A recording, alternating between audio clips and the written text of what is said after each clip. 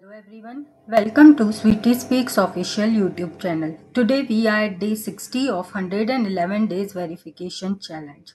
Skill set which we are focusing on right now is communication protocols, and today's topic is Ethernet protocol. Let's see today's question. The first question is you need to tell what is an Ethernet protocol. Try to be as detailed as possible.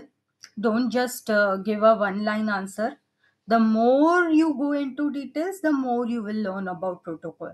That is the main goal of this verification challenge. If you are just giving superficial answers, then this challenge is not going to add more value to you. So, whatever answers you are giving, please be as detailed as possible. The second question is, why is Ethernet a standard protocol? Then should be some reasons due to which they said that Ethernet is a standard protocol and it is being used in so many applications. What is that reason? Which topology is used in Ethernet? You need to explain it in detail. What are the features which Ethernet protocol gives you? What are flexible address filtering modes? In Ethernet, there is frame time stamping. What is that? You need to explain.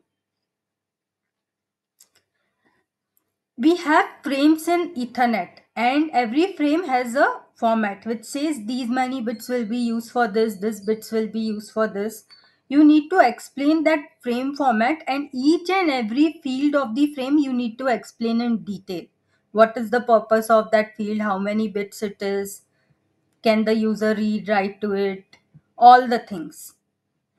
And you need to explain each field in the Ethernet frame format with the importance of each field in the packet.